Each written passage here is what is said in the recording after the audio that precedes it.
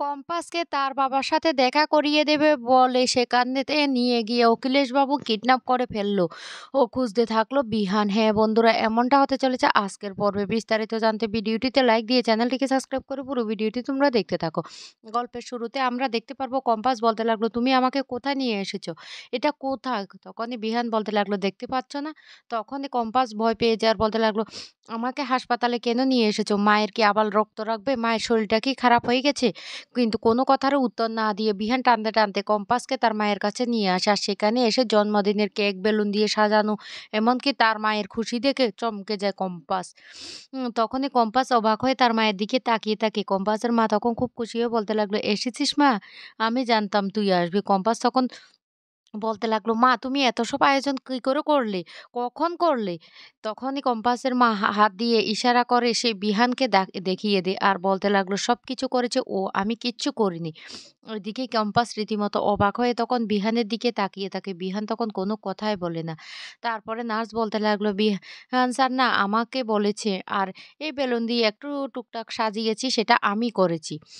তখন কম্পাস অবাক হয়ে যায়। কম্পাসের মা তখন বলতে লাগলো, মা আজকে তোর জন্মদিন, তাই তো আমি বিহানকে বলেছি যে তোকে আমার সাথে দেখা করিয়ে দিতে। তখনই কম্পাস তার মাকে জড়িয়ে ধরে কান্না করতে থাকে। তখন সেই নার্স বলতে লাগলো, ও ম্যাডাম আর কান্না করবেন না, এবার কেকটা কেটে ফেলুন, সময় তো হয়ে গেছে।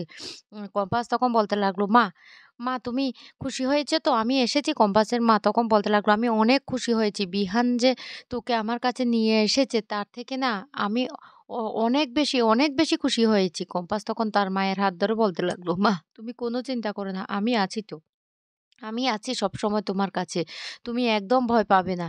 তখন নার্স বলতে লাগলো, ম্যাডাম আপনাকে কি বলছে? আগে কেকটা কাটুন, তারপর আপনার মায়ের সাথে গল্প করবেন। কম্পাস তখন বলতে লাগলো, ঠিক আছে। এরপরে কম্পাস কেকটা কাটতে যায়। এদিকে বিহান কোনো কথাই বলে না। নার্স তখন বলতে লাগলো, ও বিহান বাবু তো বলেছে সবকিছু এরেঞ্জ করতে, আর আমি টুকটাক বেলুন দিয়ে একটু সাজিয়েছি, কেমন হয়েছে? কম্পাস তখন বলতে লাগলো, খুব খুশি হয়েছে। তখন কম্পাস খুব হাসতে থাকে আর খুশি হয়ে কেকটা কাটতে চলে যায়। আর কম্পাস কেকটা কাটতে লাগলে তখন সেখানে বিহানও দাঁড়িয়ে থাকে। এদিকে নার্স খুশি মনে বলতে লাগলো, ম্যাডাম হ্যাপি বার্থডে। কম্পাস তখন কেকটা কাটিয়ে তার মাকে খাইয়ে দিতে যায়। আর তখনই কম্পাসের মা খুশি হয়ে বলতে লাগলো, মারে আমি তোর জন্য কিছু করতে পারিনি। কম্পাস তখন তার মাকে কেকটা খাইয়ে দিয়ে তার মায়ের হাতে নিজেও কেকটা খাইয়ে নেয়। তারপরে কম্পাস বিহানকে কেকটা খাওয়াতে যায়। আর বিহানকে যখন খাওয়াতে যায় বিহান তখন কেকটা না খেয়ে অন্যদিকে তাকিয়ে থাকে। তখনই কম্পাস কেকটা তার মুখের সামনে নিয়ে বলতে লাগলো, খা।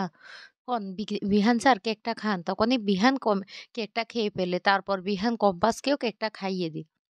এরপরে কম্পাস খুব খুশি হয়ে তার মাকে বলতে লাগলো, মা তাহলে এবার আমরা আসি? কম্পাসের মা তখন বলতে লাগলো, হ্যাঁ রে মা, এবার বাড়ি চলে যা। আমি না খুব খুশি হয়েছি আজকে তোকে যে বিহান এখানে নিয়ে এসেছে, বিশ্বাস কর। কম্পাস তখন তার মায়ের হাসি দেখে বলতে লাগলো, আমিও না মা অনেক খুশি হয়েছি। আর তখনই বিহান মনে মনে ভাবতে থাকে সে কখন কেকটা অর্ডার করেছিল। যখন মোনালিসাকে কফি শপে নিয়ে গিয়েছিল তখনই হঠাৎ করে নার্স ফোন করে আর বলতে লাগলো, কম্পাসের মা না আপনার সাথে কথা বলতে চায়। আর তখন কম্পাসের মা বলেছিল, বাবা আজকে আমার মেয়েটার জন্মদিন, তুমি যদি একবার আমার মেয়েটাকে আমার সাথে দেখা করিয়ে দিতে। এই কথা বললে তখন বিহান বলতে লাগলো, ঠিক আছে, আমি যথাসম্ভব চেষ্টা করব আপনার মেয়েকে নিয়ে আসার জন্য। নার্সকে একবার ফোনটা দিন তো। তারপর নার্সের সাথে কথা বলে বিহান সমস্ত কিছু অ্যারেঞ্জ করে, যেটা কিন্তু মোনালিসা নিজেও জানতো না। এই কথাগুলি ভাবতে থাকে আর বিহান হাসতে থাকে। এরপরে বিহান তখন বলতে লাগলো, ঠিক আছে, কেক তো কাটা হয়ে গেছে, এবার আমাদেরকে তো ফিরতে হবে। এ বলে কম্পাস কে নিয়ে বিহান গাড়িতে চলে আসে। তখনই কম্পাস বলতে লাগলো, বিহান স্যার থ্যাংক ইউ। কম আ এই কথা শোনার সাথে, সাথে বিহান তখন বলতে লাগলো, কেন?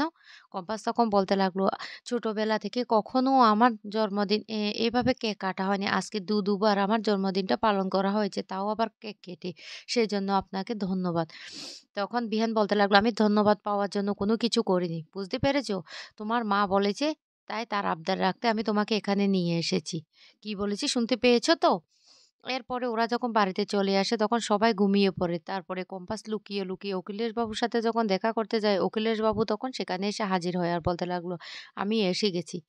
তখনই কম্পাস বলতে লাগলো, "আপনি আমাকে যে কথাটা দিয়েছেন, কথাটা আশা করি রাখবেন। কারণ আমি তো আপনার কথা রেখেছি। সমস্ত দোষটা আমি নিজের ঘাড়ে নিয়েছি।" অখিলেশবাবু তখন বলতে লাগলো, "হ্যাঁ, তোমাকে তোমার বাবার সাথে দেখা করিয়ে দেব।" তখনই কম্পাস বলতে লাগলো, "আপনার না লজ্জা করে না? একটুও লজ্জা করে না? আমার তো মনে হয় মা আপনার বিষয়ে একটু, একটু কিছু জানে। কিন্তু বিহান স্যার তো এখনো কিছু জানে না। বাড়ির ছোটরা যদি আপনার বিষয় সবটা জেনে যায়, তখন আপনার মুখটা আপনি আয়নায় দেখতে পারবেন তো?" অখিলেশবাবু রেগে গিয়ে বলতে লাগলো, "বড্ড বেশি কথা বলছো। একদম বাড়াবাড়ি করবে না। তবে একটা কথা বলে রাখি, তোমার বাবাকে যখন দেখতে যাবে তখন যদি বাড়াবাড়ি করো তাহলে কিন্তু ফলটা খারাপ হবে। বুঝতে পারছো?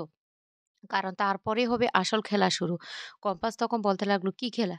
কি খেলা শুরু হবে?" অখিলেশবাবু তখন বলতে লাগলো, "সেটা না হয় তুমি পরে টের পাবে।"